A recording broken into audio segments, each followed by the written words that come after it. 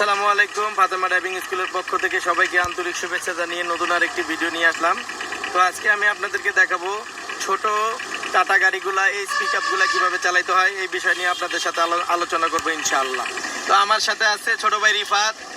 ও আজকে এই গাড়িটা নামাইছে, নতুন গাড়ি, একদম নিউ। তো এই গাড়িটা কিভাবে চালাইতে হয়, একদম নতুন গাড়ি, আপনাদেরকে দেখানো হবে। তো সর্বপ্রথম কিভাবে কি করতে হয় এই বিষয় নিয়ে আপনাদের সাথে আলোচনা করবে রিফাত। আসসালামু আলাইকুম রিফাত। ওয়ালাইকুম আসসালাম ভাই। আচ্ছা, কি অবস্থা তোমার, কেমন আছো? এই তো ভাই ভালো, আপনি ভালো? আলহামদুলিল্লাহ। আচ্ছা রিফাত, জি, এই টাটা গাড়িগুলা স্টার্ট দেওয়াটা শিখাও তো, কিভাবে স্টার্ট দিতে হয়। এই যে প্রথমে আমরা চাবিটা ঢোকাবো, হ্যাঁ হ্যাঁ। ঢোকানোর পরে এক গার্ড দেবো, পরে দ্বিতীয় গার্ডে ইঞ্জিন সুইচ আসবে। এই আওয়াজটা কিসের? ইঞ্জিনের।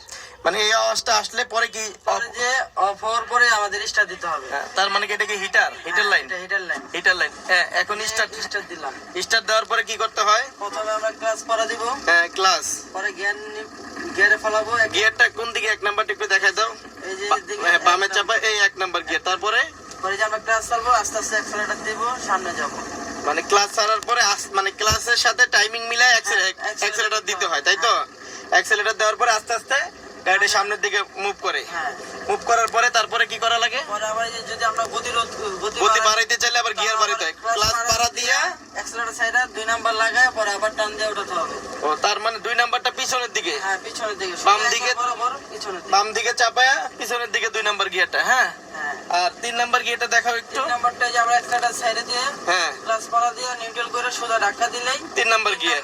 আবার ক্লাস সাইডে দিয়ে অ্যাক্সেলারেটর পাড়া দিলে গতি আর বাড়বে। গতি বাড়তে থাকবে। তারপর 4 নাম্বার গিয়ারটা, পরে আবার এই যে অ্যাক্সেলারেটর সাইডে দিয়ে ক্লাস পাড়া দিয়ে নিউট্রাল করে 4 নাম্বার লাগাই পিছনের দিকে 4 নাম্বার। আর 5 নাম্বার 5 নাম্বার আমাদের আবার ক্লাস পাড়া দিয়ে, হ্যাঁ, একটা ছেড়ে দিয়ে পরে যে ডান পাশে চাপায় সামনের দিকে 1 নাম্বার, 5 নাম্বার গিয়ার। আচ্ছা, ব্রেক করো।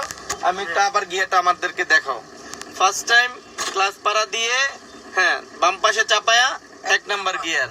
পরে আবার বরাবর বাম সাইডে চাপ দিয়ে 2 নাম্বার গিয়ার। তারপর নিউট্রাল করে 3 নাম্বার গিয়ার। সোজা 3 নাম্বার। মানে 3 নাম্বার দেওয়ার সময় আর বামে চাপাইতে হয় না, তাই তো? সোজা চলবে। সোজা হালকা ধাক্কা দিলে সামনে 3 নাম্বার গিয়ার। আর 4 নাম্বার, 3 নাম্বার থেকে ঠিক বরাবর 4 নাম্বার। 5 নাম্বার হালকা ডানে নিয়ে হালকা ডাইনে চাপায় সামনের দিকে 5 নাম্বার। 5 নাম্বার। 5 নাম্বার। আর ব্যাক গিয়ারটা একটু দেখাই দাও। গিয়ারটা যে নিউট্রাল অবস্থায় রেখে ডান পাশে চাপ দিয়ে পিছের দিকে দিলে ব্যাক গিয়ার। পিছনের দিকে দিলে ব্যাক গিয়ার। জি। আচ্ছা, এখন তুমি আবার 1 নাম্বারটা মিলে একটু দেখাও তো আমাদেরকে। এই যে 1 নাম্বার প্রথমে ক্লাস, মানে সর্বপ্রথম আমার ক্লাস পাড়া দিতে হবে, তাই তো? দিলাম। তারপর পরে এই যে 1 নাম্বার লাগাইলাম। 1 number gear. পরে হ্যাঁ, ক্লাস ছাড়বো, অ্যাক্সেলারেটর পাড়া দেব। মানে ক্লাস আগে ছাড়বো না অ্যাক্সেলেরেটর আগে দিবে? আই ক্লাস ছাড়বো, পরে অ্যাক্সেলারেটর দিব। মানে দুইটার সমন্বয় একসাথে হবে, একসাথে হবে। মানে একসাথে হালকা অ্যাক্সেলেরেটর, হালকা ক্লাস ছাড়তে হবে। ক্লাস ছাড়তে হবে। সেটা মিলাই দিলে গাড়িটা রানিং হয়ে যাবে। রানিং হয়ে যাবে। একটু রানিং করার পরে মানে কতটুকু স্পিড উঠাইলে গিয়ার পরিবর্তন করতে হয়? 10 স্পিড ওঠানোর পরে গিয়ার পরিবর্তন করতে মানে স্পিড এই 10 ওঠার পরে গিয়ারটা পরিবর্তন করতে হয়। হয়। ঠিক ক্লাস পাড়া দিয়ে আবার সেম, 2 নাম্বার লাগাই। আবার স্পিড আবার কততে উঠলে 3 নাম্বার দিতে হয়? 25 এ উঠলে পরে আবার 3 নাম্বার তো লাগাই। মানে 2 নাম্বার দিয়ে টোটাল 25 এ উঠলে পরে আবার 2 নাম্বার, 3 নাম্বার দিতে হয়। তারপরে পরে আবার 30 যদি উঠে, 30 উপরে 40 এর কাছাকাছি গেলে আবার আমাদের নিউট্রাল করে 4 নাম্বার লাগাই। 4 নাম্বার দিতে হয়। মানে গতির উপরে ডিপেন্ড করবে গিয়ার, তাই তো? আর ইন্ডিকেটরটা কোনটা? এই যে ডান ইন্ডিকেটর, হ্যাঁ হ্যাঁ বাম ইন্ডিকেটর, হ্যাঁ হ্যাঁ, তারপর ওয়েব প্লেট এটা ওয়েপারের লাইন।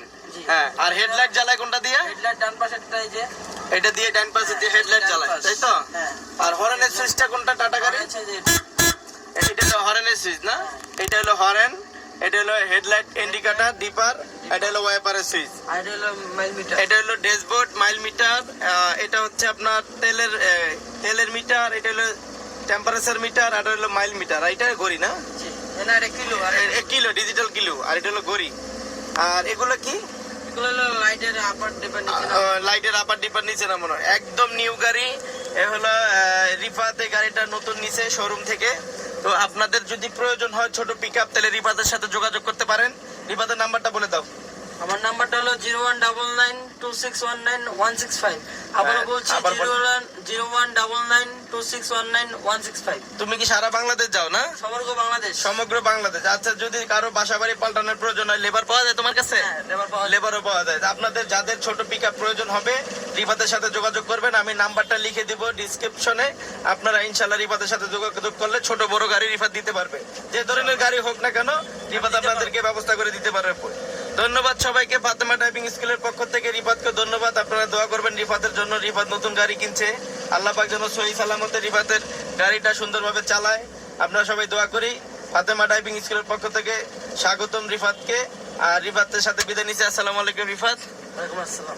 আপনাদেরকে জানাচ্ছি আমাদের এখানে বিভিন্ন ধরনের গাড়ি আছে, টাটা S2, জ্যাক, পিকআপ 407। এই রিফাতের সাথে যোগাযোগ করলে আপনারা গাড়ি পেয়ে যাবেন ইনশাআল্লাহ। ধন্যবাদ সবাইকে ফাতেমা ড্রাইভিং স্কুলের পক্ষ থেকে।